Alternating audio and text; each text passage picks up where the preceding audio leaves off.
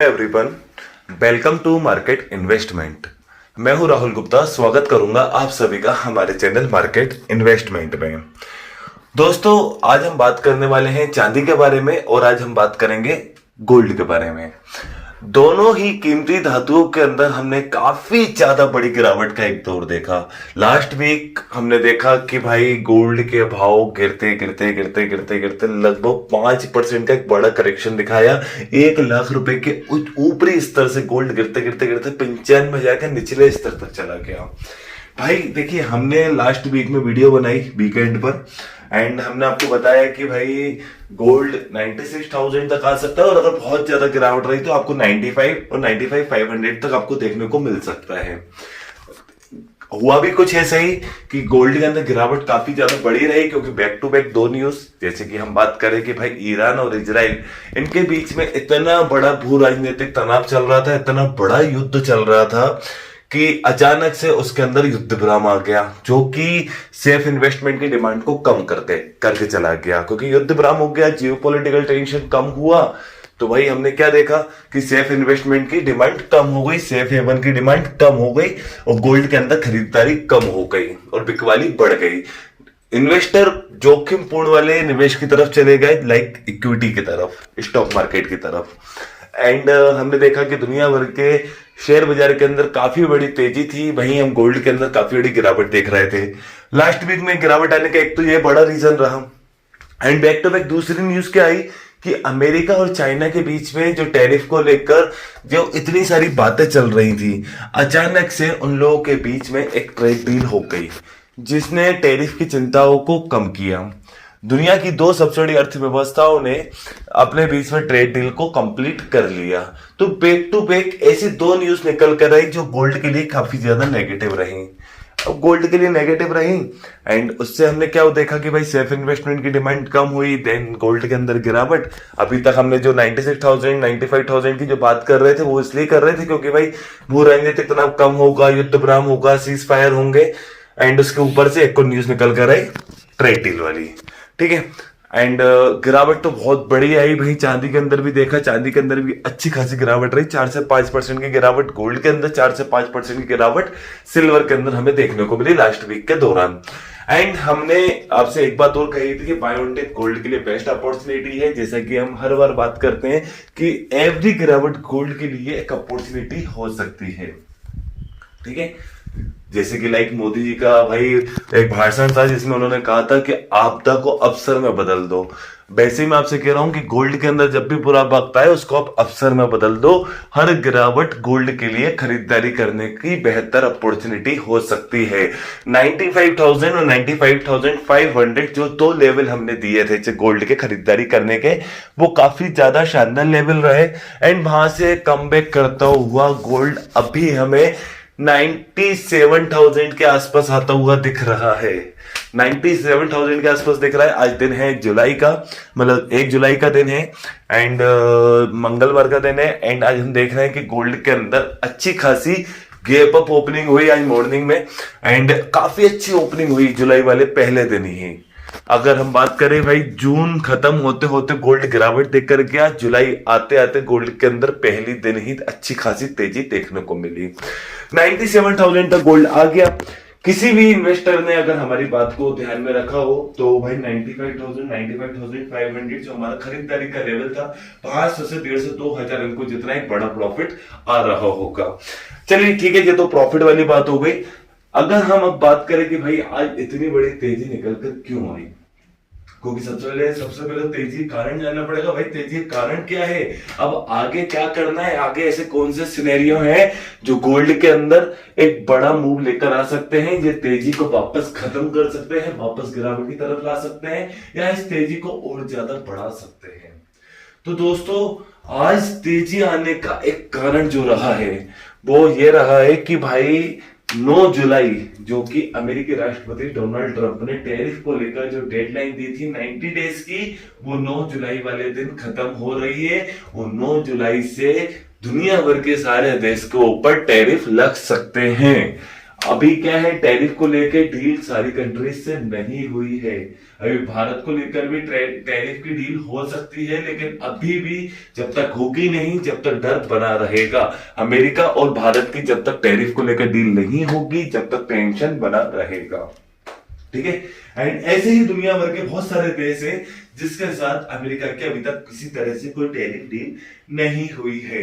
अब उन्होंने टैरिफ को 9 जुलाई तक के लिए पोज करा था। अब 9 जुलाई बिल्कुल पास आ चुकी है भाई। यहां से 9 दिन बाद ही देखा जाए, आज 1 जुलाई वाले दिन हम ये वीडियो बना रहे हैं और 9 जुलाई वाले दिन अभी टैरिफ को लेकर फिर से टेंशन चालू होने वाला है। वो और 9 जुलाई से क्यों चालू होने वाला है? वो टेंशन तो अब से चालू हो गया, क्योंकि जुलाई आ गया एंड टेंशन चालू हो गया। टैरिफ का भी टैरिफ लग सकता है, किसी भी देश के ऊपर लग सकता है जिसके साथ समझौता नहीं होगा। तो टैरिफ काफी ज्यादा अनिश्चितता का माहौल अब पैदा कर सकता है अगर समझौता नहीं होता है। फिर अनिश्चितता का माहौल होगा तो भाई आप तो जानते हैं कि भैया अभी तक तो युद्ध की बात हो रही थी, अब व्यापार युद्ध की बात होगी। तो व्यापार युद्ध के अंदर भी आपको काफी ज्यादा टेंशन, अनिश्चितता का माहौल, सेल्फ इन्वेस्टमेंट की मांग आती हुई दिखाई देगी। तो भाई गोल्ड को ना बाय डिप करने का इसलिए ही बोला था कि 95 500 से बाय डिप इसलिए ही करना है क्योंकि 9 जुलाई बहुत करीब है। अब 3 जुलाई वाले दिन पैरोल डेटा आने वाला है, नौकरी बेरोजगारी डेटा आने वाले हैं, वो भी काफी ज्यादा मेन होने वाले हैं। अगर वो डेटा अच्छे आते हैं तो भाई फेड अपनी ब्याज दर के अंदर कटौती करेगा, और फेड अगर अपनी ब्याज दर के अंदर कटौती करेगा तो गोल्ड के लिए काफी ज्यादा पॉजिटिव अपॉर्चुनिटी होने वाली है। और अगर ये डेटा अच्छे आते हैं तो डॉलर इंडेक्स के अंदर गिरावट देखने मिलेगी, और डॉलर इंडेक्स के अंदर गिरावट आएगी तो गोल्ड के लिए वैसे ही पॉजिटिव है, क्योंकि डॉलर इंडेक्स और गोल्ड दोनों एक दूसरे से विपरीत चलते हैं। ठीक है। तो दोस्तों गोल्ड के अंदर तेजी आने के बहुत सारे रीजन है। तो buy on dip best opportunity gold के लिए लगातार हम बोलते हुए आ रहे हैं। 80,000 82,000 से गोल्ड के अंदर लगातार खरीदारी का बोलते हुए आ रहे हैं, एंड आज भी इस लेवल पे भी हम खरीदारी का ही आपसे बोल रहे हैं। लेकिन दोस्तों हर चीज का एक दूसरा पहलू जरूर होता है।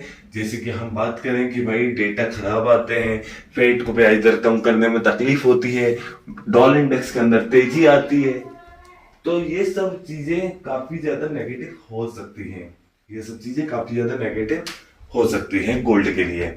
एंड वहीं टैरिफ को लेकर अगर समझौते होते हैं, नेगोशिएशन होते हैं, तो गोल्ड के लिए काफी ज्यादा नेगेटिव हो सकता है, एंड गोल्ड फिर से एक बड़ी गिरावट के बीच में आ सकता है। तो गोल्ड के भाव वापस 92 और 94 की तरफ जा सकते हैं, 90 92 और 94 की तरफ जा सकते हैं अगर ऐसा होता है तो इसलिए बेस्ट अपॉर्चुनिटी है गिरावट पर खरीदारी करना। तो लेकिन उससे भी ज्यादा जरूरी यह है कि भाई जहां से भी खरीदारी करना है वहां से एक स्टॉप लॉस लगाना है, जो भी लिमिटेड आपका लॉस आप वेयर कर सकते हैं। स्टॉप लॉस के बिना तो मार्केट के अंदर काम ही नहीं करना है। ठीक है ना दोस्तों। अगर आप टेक्निकली बात करें, टेक्निकली ये है कि $3295 का जो सपोर्ट हम लास्ट टाइम आपको बता रहे थे, $3295 का सपोर्ट गोल्ड को $3265 की तरफ लेकर आ सकता है, एंड $3265 का सपोर्ट काफी ज्यादा मेन होने वाला था गोल्ड के लिए। अब $3265 से जो रिजेक्शन मिला है गोल्ड को, तो वापस 3295 को पार करके वापस एक बुलिश ट्रेंड में अभी गोल्ड फिलहाल चल रहा है। लेकिन इस बुलिश ट्रेंड को कंटिन्यू करने के लिए गोल्ड को $3350 के ऊपर क्लोजिंग देना पड़ेगी, $3350 के ऊपर क्लोजिंग देना पड़ेगी। और भारतीय बाजारों के अंदर भी 97,300 400 से ऊपर की क्लोजिंग देना पड़ेगी, तब जाके एक बुलिश ट्रेंड आपको गोल्ड के अंदर देखने को मिलेगा।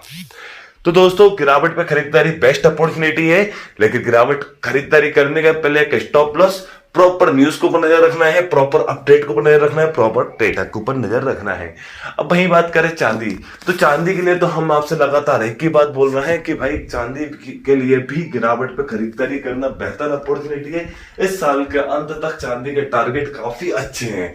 हमने अभी आपको 3 महीने पहले भी 94,000 पे खरीदारी करने का आपसे बोला कि बार 94,000 से 97,000 के बीच में चांदी सस्टेन हो रही थी 2 महीने पहले, कि गिरते गिरते 94 तक आ रही थी, बढ़ते बढ़ते 97.8 तक आ रही थी। तो लगातार हम आपसे क्या कह रहे थे, 97.8 पे मतलब 94.5 पे खरीदारी करो, एंड टारगेट काफी अच्छे हैं, 1 लाख पार होते सी 1,10,000, 1,15,000, 1,20,000 के लेवल सामने दिखाई देंगे। एंड आज भी हम आपसे एक ही बात बोल रहे हैं कि आप 1,04,000 के आसपास बिल्कुल खरीदारी करो, लेकिन 1,02,000 अगर लेवल टूटता है तो बड़ी गिरावट आ सकती है। तो उस गिरावट के दौर में आपको बचना है। तो जहां से भी खरीदारी करना है वहां से स्टॉप लॉस तो जरूर लेना है, ठीक है। क्योंकि चांदी की डिमांड धीरे धीरे बढ़ रही है, डिमांड बढ़ेगी तो चांदी के प्राइस बहुत अच्छे बढ़ेंगे।